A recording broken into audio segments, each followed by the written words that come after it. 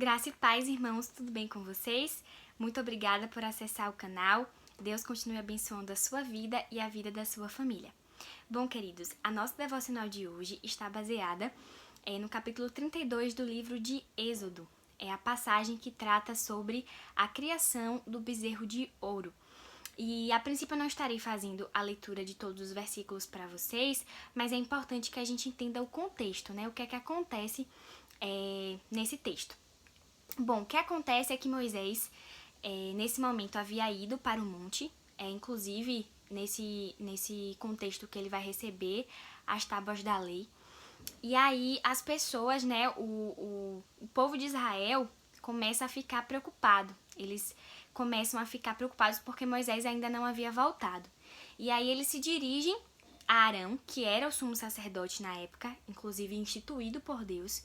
Então, eles se dirigem a Arão, pedindo que Arão levantasse deuses, né, para que fossem adiante deles durante a trajetória, né?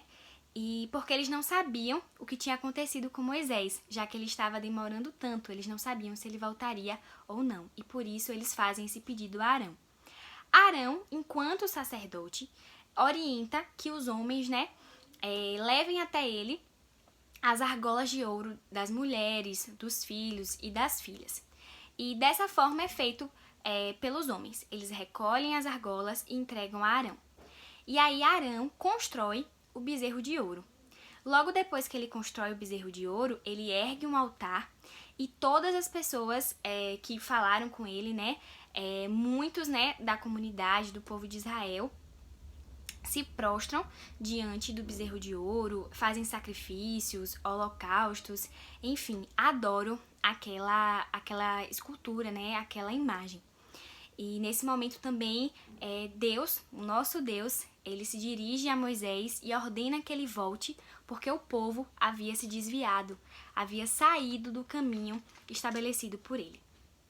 E é interessante a gente pensar sobre isso, porque mesmo diante de tantas coisas, né, que o Senhor havia feito para o povo de Israel, como toda a passagem, né, a libertação depois do cativeiro no Egito, todo o sustento que o Senhor ofereceu ao povo de Israel enquanto eles estiveram, enquanto o povo esteve ali no deserto, mesmo diante de tudo isso, o povo foi ingrato e o povo foi negligente para com o Senhor. E mesmo diante do zelo do Senhor, eles resolvem se prostrar diante de outra imagem, né, de um falso Deus, que foi o bezerro de ouro.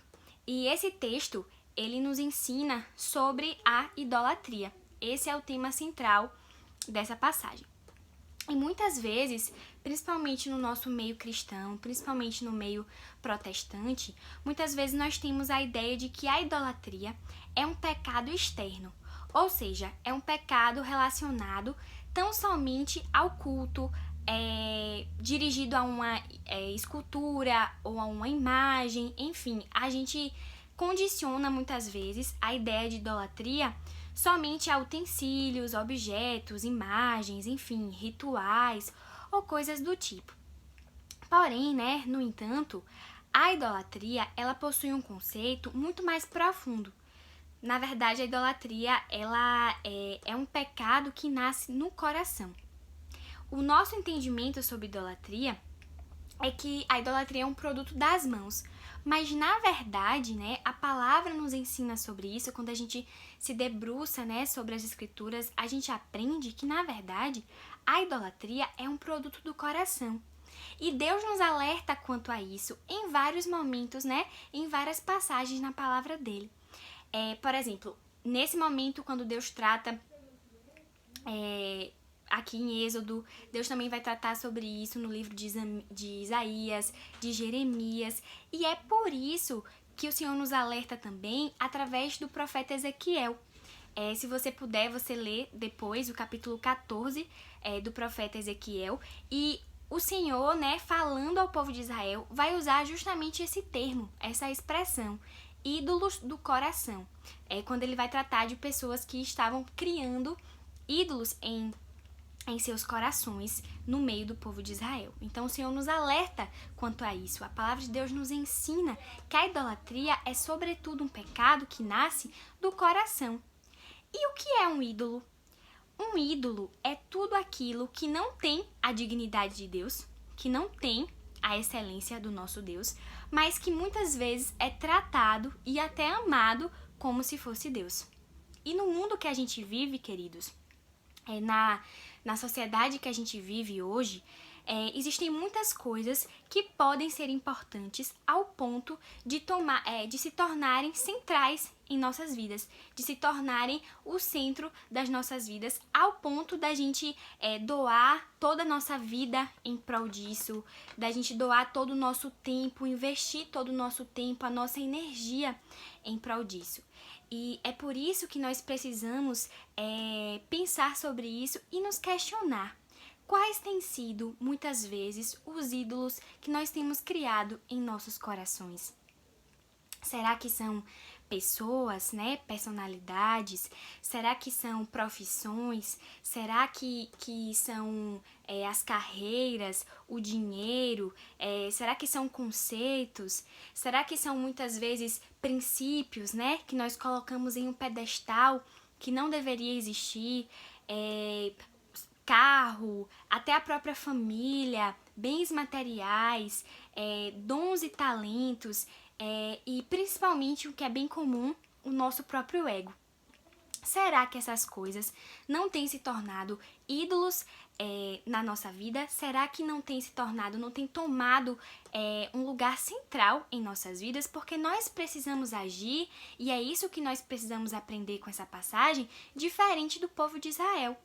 Certo? A gente precisa ter isso em mente.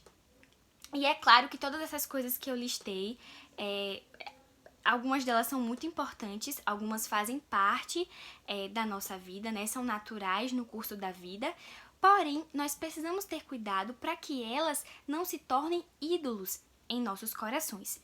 Até porque, queridos, qualquer ídolo construído em nosso coração, a gente precisa lembrar que ele tem fim. Ele é passageiro, ele é finito, ou seja, ele morre, acaba. Somente o nosso Deus, somente o Senhor é eterno. É por isso que a palavra vai trazer a importância da gente se atentar à idolatria.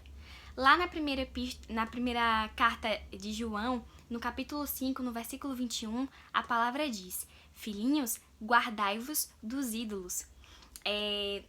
Nos mandamentos do Senhor, né, o nosso Deus é extremamente claro quando ele diz: vocês não podem ter outros deuses diante de mim. Então nós precisamos ter cuidado com esses ídolos que muitas vezes são criados, né, que nós damos espaço e colocamos em pedestais nas nossas vidas. Até porque, queridos, nós não podemos esquecer que tudo isso que eu falei, né, uma vez eu ouvi uma frase e fez muito sentido. Um ídolo na mente ou no coração é tão ofensivo ao nosso Deus quanto um ídolo nas mãos. Então nós precisamos ter isso em mente, nós precisamos pensar sobre isso. E ó como é interessante, porque a gente precisa pensar também que muitas coisas elas ocupam esse espaço e muitas vezes se tornam ídolos nas nossas vidas porque nós ainda as amamos. Ou seja, tudo aquilo que a gente ama, a gente quer conhecer. Tudo aquilo que a gente ama, a gente investe tempo. Então, por que será que a gente investe tanto tempo, que a gente perde, né, tanto tempo com aquilo que não é Deus?